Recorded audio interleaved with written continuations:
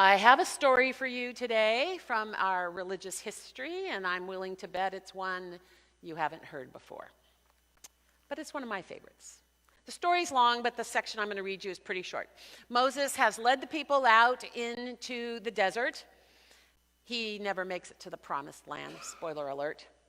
And they need a place to worship. So God tells them to make a sanctuary and tells them just exactly how to make it. And here, this happens in the middle of all of that.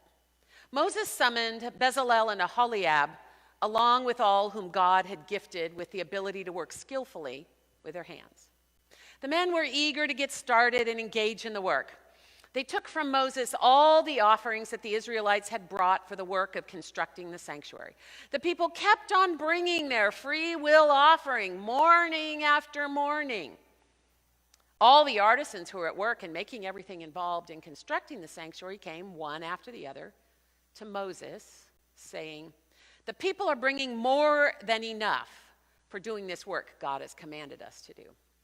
So Moses sent out orders throughout the camp. Remember, they're out camping in the wilderness, thousands of them, saying, "Men, women, no more offerings for the building of the sanctuary." And the people were ordered to stop bringing offerings. There was plenty of material for all the work to be done. Enough and more than enough. I'm not saying that. It's just a story, and there's a good lesson in it. But for those of you who just tuned in, that is not the message for today. Now, I can tell you what I think is probably at the bottom of everybody's list of things they really want to do, and that is take a course in church history. In second place is reading a book about church history. Slide. This may be why. That is considered a brief history of the Christian church. And what do you want to bet? It's thin paper and small type. Here's a book I bought because I liked the cover, because it looked really interesting. Christianity, the first 3,000 years. Think about that. The first 3,000 years by Jeremy McCulloch. And then I actually read most of it. And you got to hand it to the guy. 3,000 years and about 2.5 inches of book. But, most people don't look at that and think, oh, perfect beach read, right? Here's a slide.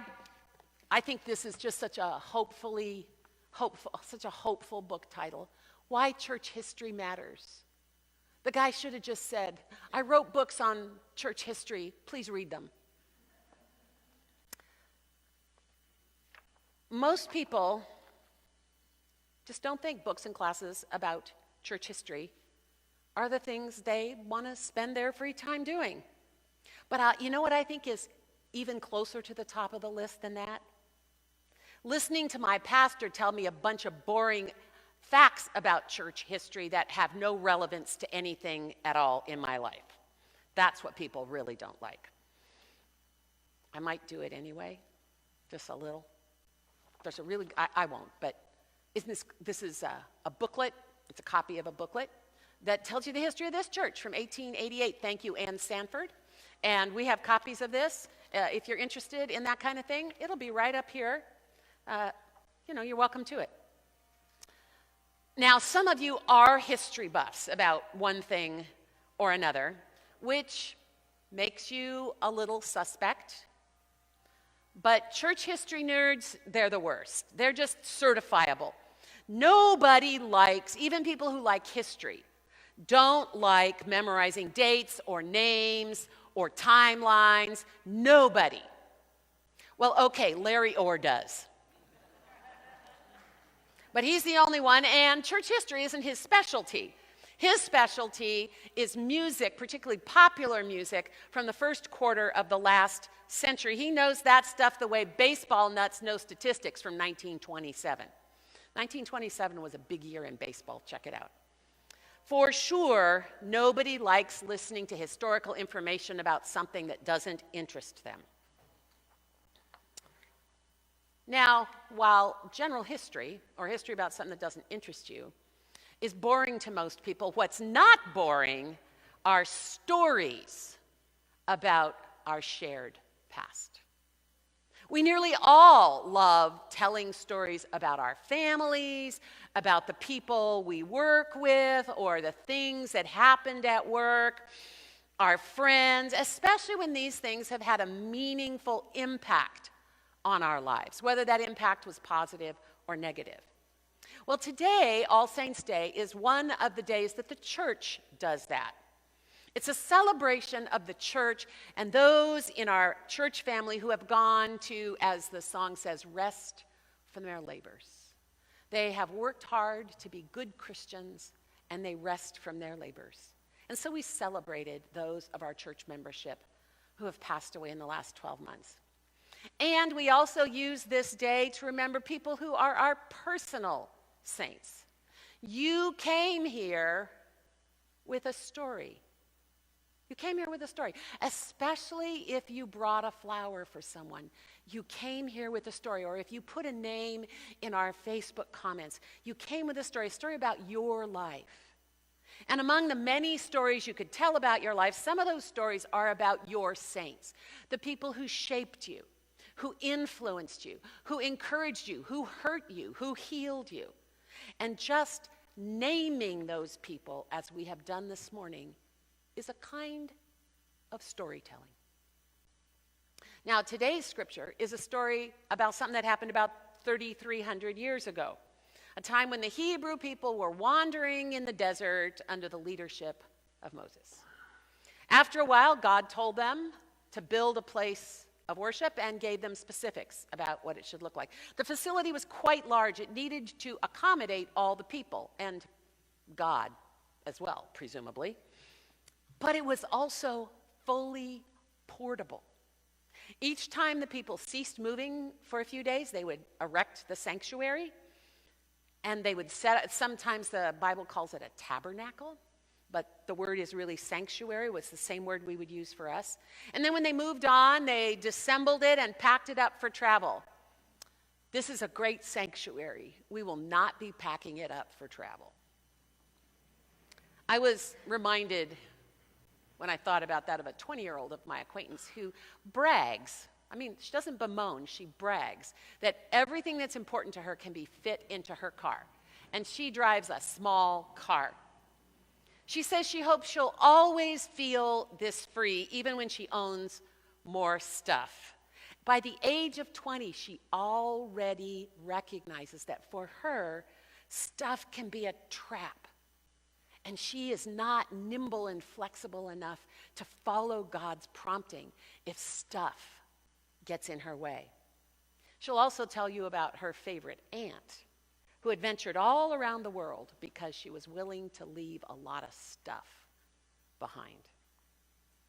I also have an acquaintance who's over 75, but is of a similar mindset. He keeps a modest number of mementos from his military days, one or two things from his very long working life, one or two things from his working life.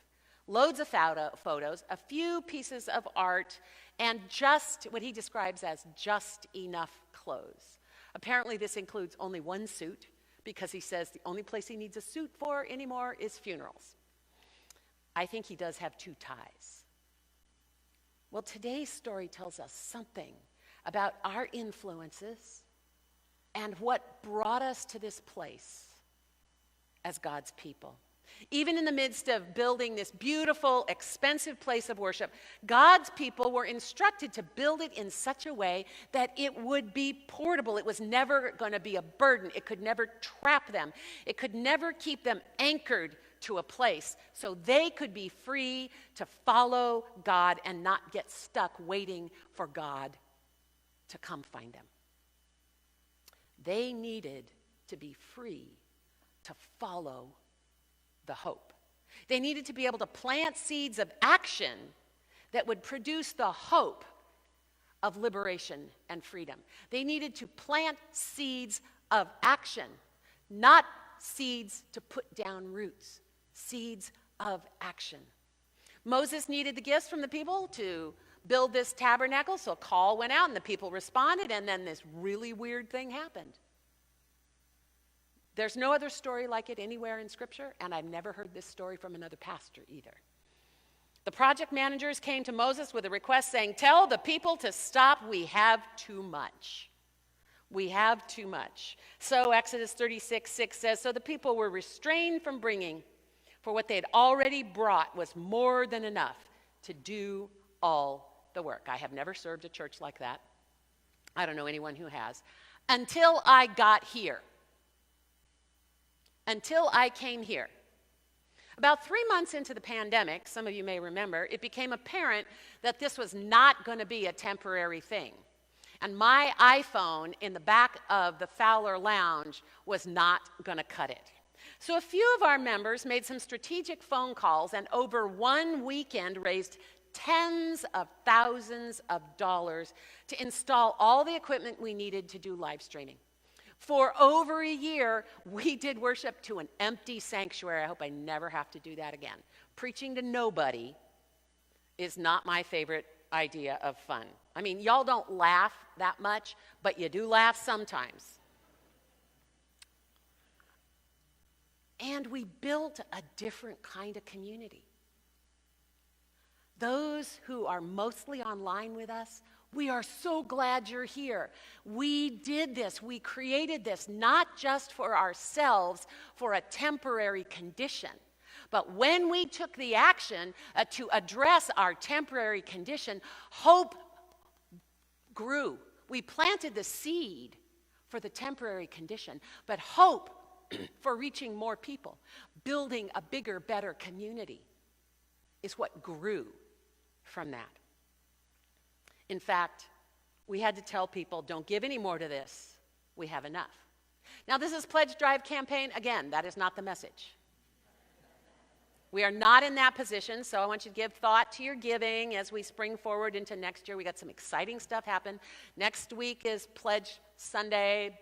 Bring your pledge card, mail it in, come anyway. You're not going to pledge, come anyway, because there's going to be lunch and a little bit of a party, and you'll get to hear about some of the cool stuff we've cooked up for 2023 that's going to continue to move us forward in this exciting life of this church. Now, the reason Moses could do this is that the hope was in the seed of action.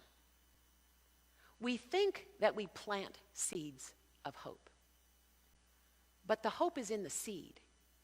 We do the planting. We don't plant with hope. We simply take an action, and hope grows from it.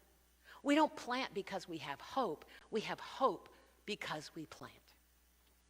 The planting of the seed was the invitation to leave Egypt. The planting of the seed was the action of walking into the desert, into a peculiarly dangerous kind of freedom, because that's the kind of freedom God always offers, a peculiarly dangerous kind of liberation and freedom in God. Planting the seed produced their hope. They didn't plant because they had hope. They had given up ages ago. The hope came when they planted, when they walked, when they dared, when they took action, and it was enough hope to get them through 40 years in the wilderness. We don't plant because we have hope. We have hope because we were able to do the one small action of planting a single seed. Could I have the slide, please? This is a nasturtium. You have some nasturtium seeds. If you didn't get some, there's plenty. Plenty, because this is what happens when you plant a single nasturtium seed. Next slide. This is what happens the next year after that. Some people call nasturtiums nasty urchins because they can be so invasive. I call them a gift from God for the inept gardener. Yes, I have nasturtiums. Also, they're really easy to trim back. You just grab a bunch and rip them out. And you can take them back to just this much, and the next year you'll have another big swathe of them. I think hope is like this. I think the love that you have been shown by your personal saints who you honored here today, or maybe you honored them last year, or maybe you have a picture of them in your home.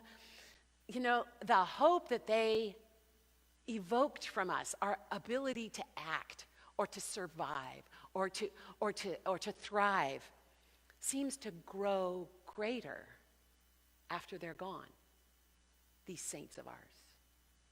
That's a good kind of invasiveness. Hope is like this. It grows when we take action. Action comes first. Small steps of action. Sometimes we don't even know what we're doing with those steps. But the smallest action can break the despair. A tiny move can break the paralysis. The most hesitant step can send us on a journey of freedom for a lifetime. And when we do these little tiny things, when we plant just a single seed, hope is born. The hope isn't the seed. We don't plant seeds because we hope. The hope is in the seed. And when we plant, it grows. What seed will your actions take in this life? What seed will our actions in this church take in the coming days? And what great hope for a world full of despair and hopelessness. What great hope will come of it. I'm very excited to see, and I hope you are too.